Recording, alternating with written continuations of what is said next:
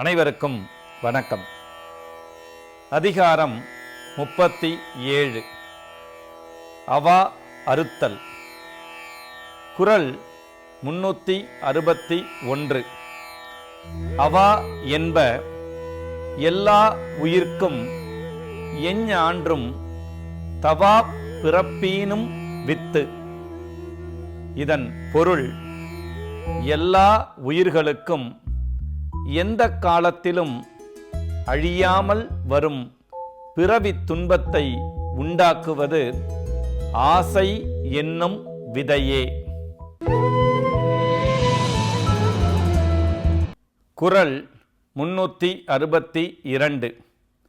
வேண்டும் கால் வேண்டும் பிறவாமை மற்றது வேண்டாமை வேண்ட வரும். இதன் பொருள், ஒருவன் ஒன்றை விரும்புவதானால் பிறவாத நிலைமையை விரும்ப வேண்டும். ஆசையற்று இருப்பதை விரும்பும்போதுதான் அந்த நிலை நமக்கு உண்டாகும். குறள் 363. வேண்டாமை அன்ன விழுச்செல்வம் ஈண்டில்லை ஆண்டும் அஃது ஒப்பது இல். இதன் பொருள், எந்த பொருளையும் விரும்பாமல் இருப்பது போன்ற சிறந்த செல்வம் இவ்வுலகில் இல்லை. வேறு எங்கும் அதற்கு நிகரான ஒன்று இல்லை.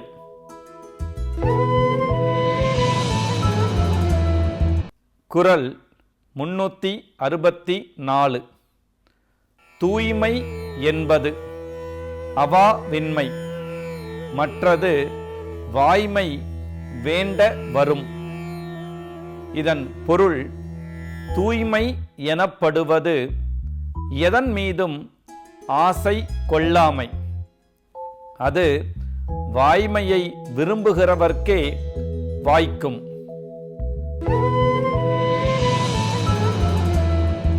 குறள் 365. அற்றவர் என்பார் அவா அற்றார் மற்றையார் அற்றாக அற்றது இலர். இதன் பொருள், பற்றில்லாதவர் என்று கூறப்படுவோர் ஆசைகளை விட்டவர்களே. மற்றையோர் அவர்களுக்கு இணையாக ஆசையை வென்றவர் ஆகா.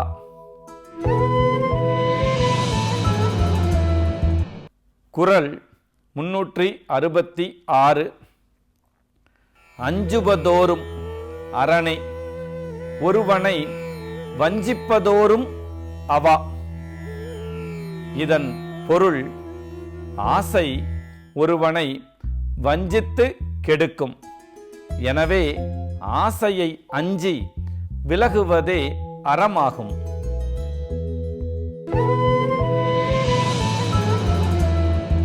குறள் 367. அவாவினை ஆற்ற அறுப்பின் தவாவினை தான் வேண்டும் ஆற்றான் வரும். இதன் பொருள், ஆசையினை வேரோடு அழித்துவிட்டால் நாம் விரும்பிய எல்லா நன்மைகளும் வந்து சேரும்.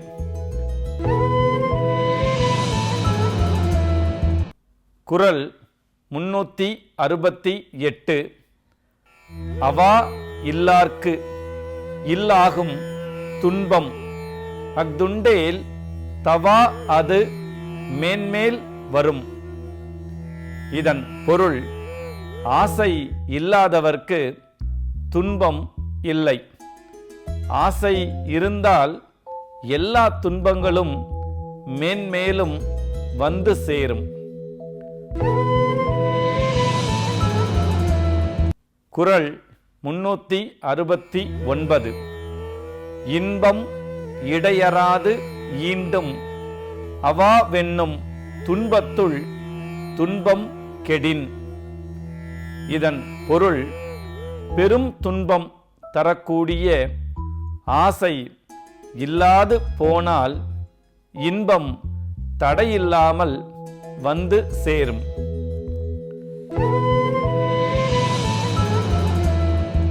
குறள் 370. ஆறா இயற்கை அவா நீப்பின் அந்நிலையே பேரா இயற்கை தரும். இதன் பொருள், தனியாத இயல்புடைய ஆசையை நீக்கினால் அதுவே ஒருவனுக்கு பெரிதான இன்ப வாழ்வை தந்துவிடும்.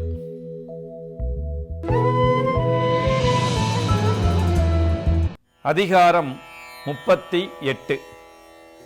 ஊழ். குறள் 371. ஆகூழால் தோன்றும் அசைவின்மை கைப்பொருள் போகூழால் தோன்றும் மடி. இதன் பொருள், நல்வினை சோர்வில்லாத முயற்சிகளை உண்டாக்கும். தீவினை கைப்பொருளையும் இழக்குமாறு சோம்பலை உண்டாக்கும். குறள் 372.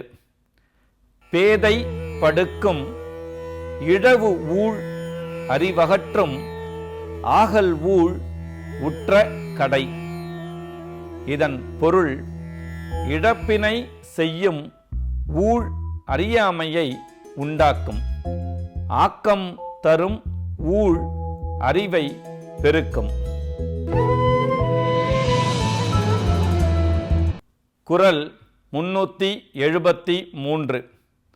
நுண்ணிய நூல் பல கற்பினும் மற்றும் தன் உண்மை அறிவே மிகும். இதன் பொருள், ஒருவன் நுட்பமான நூல் பலவற்றை கற்றாலும் ஊழுக்கு ஏற்றவாறு அவனுக்கு இருக்கக்கூடிய அறிவே மேம்பட்டு தோன்றும்.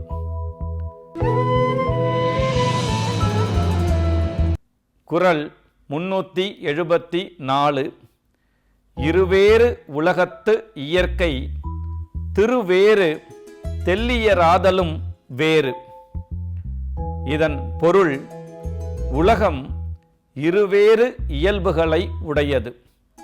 செல்வம் உடையவன் அறிவுடையவனாக இருப்பதில்லை. அறிவுடையவன் செல்வம் உடையவனாக இருப்பதில்லை. குறள் 375. நல்லவை எல்லாம் தீயவாம் தீயவும் நல்லவாம் செல்வம் செயற்கு. இதன் பொருள், செல்வம் சேர்க்கும் போது நல்ல வழிகள் எல்லாம் தீயவையாய் பயன் தராமல் போகலாம். கெட்ட வழிகள் பயன் தருவதாகவும் அமையலாம். குறள் 376. பரியினும் ஆகாவாம் பாலல்ல உய்த்து சொரியினும் போகாதம. இதன் பொருள், நல்லூழ் இல்லாதபோது காப்பாற்ற முயன்றாலும் செல்வம் நம்மிடம் தங்காது. நல்லூழ் இருந்துவிட்டால் வேண்டாம் என்று வெளியே தள்ளினாலும் செல்வம் நம்மை விட்டு போகாது.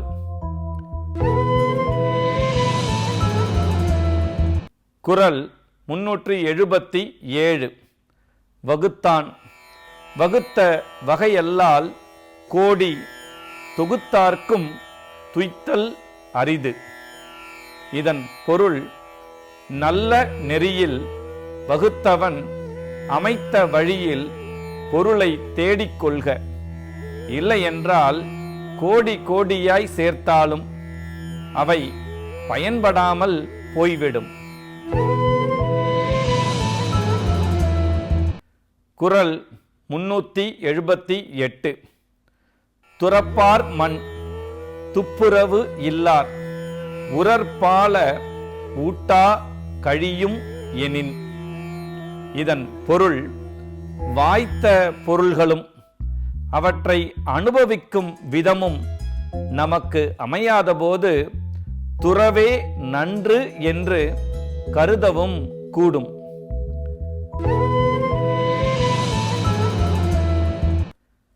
குறள் 379.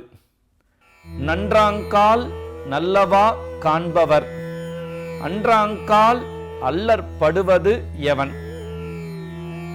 இதன் பொருள், நமக்கு நல்லது நடக்கும்போது மகிழ்ச்சி அடைகிற நாம் தீமை நடக்கும்போது வருந்துவது ஏன்?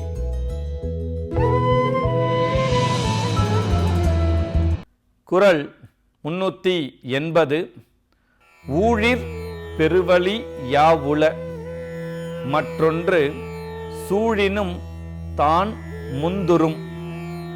இதன் பொருள், ஊழை விட பெரிய வலிமை உடையது வேறில்லை, மற்றொன்றை வலிமையானது என்று கருதினாலும் அங்கும் அந்த ஊழே முன்வந்து நிற்கும்.